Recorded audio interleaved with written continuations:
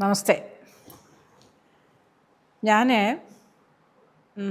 കുറച്ച് വിവാദങ്ങളിലൊക്കെ പെട്ടതായിട്ട് അതെല്ലാവർക്കും അറിയാമല്ലോ. അത് വിവാദമായിട്ട് നിങ്ങൾക്ക് തോന്നിയെങ്കിലും അത് വിവാദമായിട്ട് എനിക്ക് തോന്നിയിട്ടില്ല. അതിൻ്റെ സത്യങ്ങളെല്ലാം അറിയുന്ന ഒരു സന്ദർഭം അല്ലെങ്കിൽ ഒരു അവസരം നിങ്ങൾക്ക് എല്ലാവർക്കും വരും. അത് ഞാൻ തന്നെ ഇതുപോലെ ലൈവിൽ വന്ന് പറയും. അപ്പോൾ എനിക്ക് ആ പ്രശ്നം ഉണ്ടായ സമയത്തെ കുറേ പേര് എന്നെ അനുകൂലിച്ച് പറഞ്ഞിട്ടുണ്ടെങ്കിൽ പോലും കുറേ പേര് എന്നെ മാനസികമായി തകർക്കുന്ന രീതിയിൽ, അല്ലെങ്കിൽ എൻ്റെ കരിയറിനെ നശിപ്പിച്ചു അവർ എന്ന് തന്നെ ഞാൻ പറയും. അല്ലെങ്കിൽ എൻ്റെ ഈ കലയിൽ എനിക്കിനി മുന്നോട്ട് പോകാൻ പറ്റുമോ എന്ന് വരെ ഞാൻ വിചാരിച്ചിട്ടുണ്ട്. പക്ഷേ ദൈവാനുഗ്രഹം അല്ലെങ്കിൽ ദൈവത്തിനെ മുറുകെ പിടിക്കുന്ന ഒരാളാണ് ഞാൻ. എല്ലാത്തിനും എൻ്റെ ദൈവങ്ങൾ തന്നെയാണ്.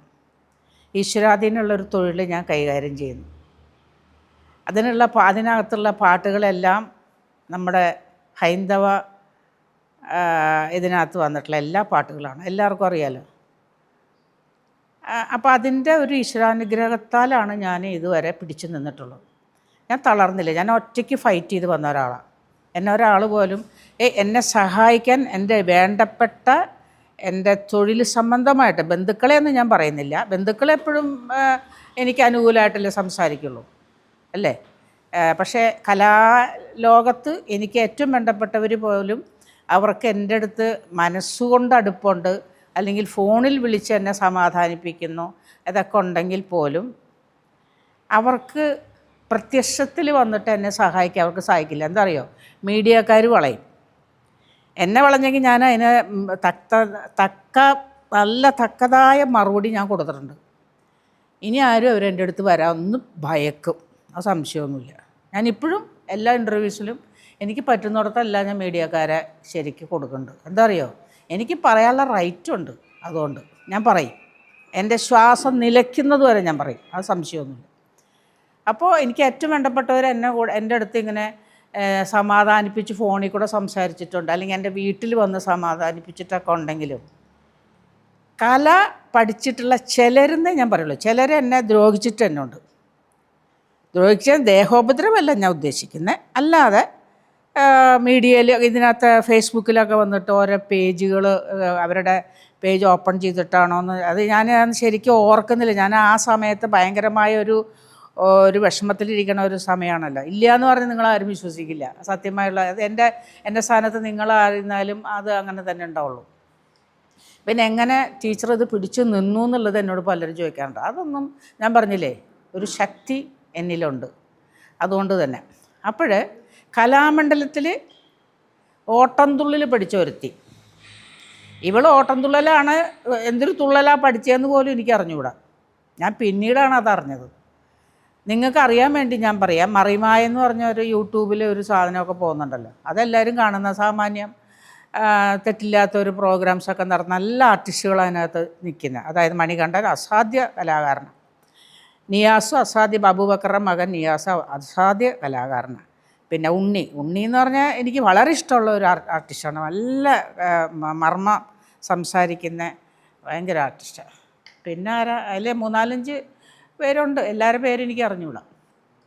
അതിനകത്താണ് ഞാൻ പറയുന്ന ഈ കക്ഷി, അല്ലെങ്കിൽ എന്നെ വിഷമിപ്പിച്ച് എനിക്കെതിരെ ഒരു പോസ്റ്റ് ഇട്ട ഒരുത്തി. അവളെ നിങ്ങൾക്ക് എല്ലാവർക്കും അറിയാം. ഊത്ത കവളും ആകപ്പാടെ ഉരുണ്ട് പുരണ്ടിരിക്കുന്ന ഒരുത്തി.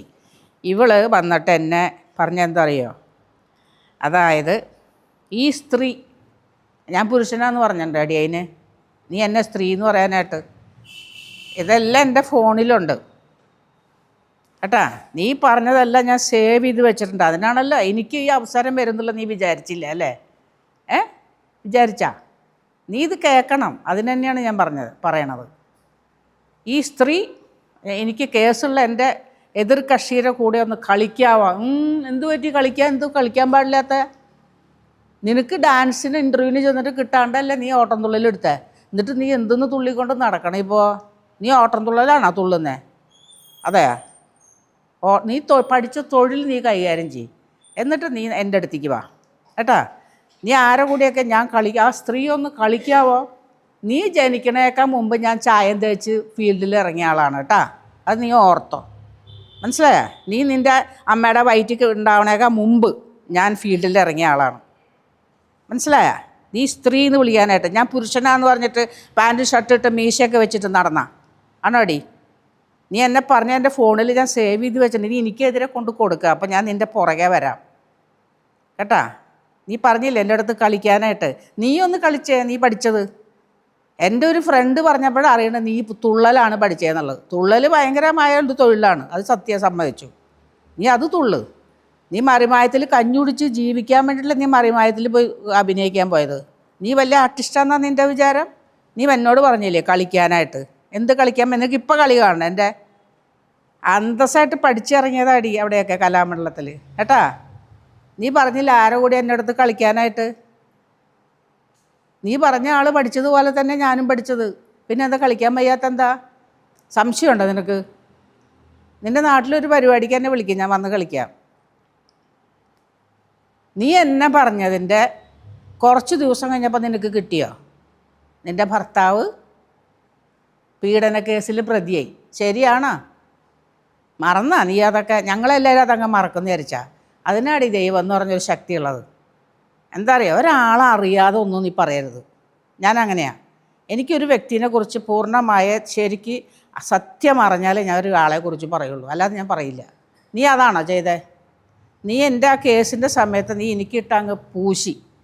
അപ്പം എനിക്ക് ഈ പള്ളിയും കുരിശും കുടയും കൊട്ടും വാദ്യമൊക്കെ എൻ്റെ വീടിൻ്റെ നടയിൽ കൂടെയും പോകും കേട്ടോ. നീ അത് വിചാരിച്ചോ? നീ വിചാരിച്ചോ നിൻ്റെ നടയിൽ കൂടെ മാത്രമേ പോവുള്ളൂ എന്നാ? എനിക്കൊരവസരം കിട്ടും, ഞാൻ അതിന് വേണ്ടിയിട്ടാണ്. ഞാൻ ഈ ഫേസ്ബുക്ക് തുടങ്ങിയതേ ജീവിക്കാൻ വേണ്ടിയിട്ടൊന്നുമല്ല.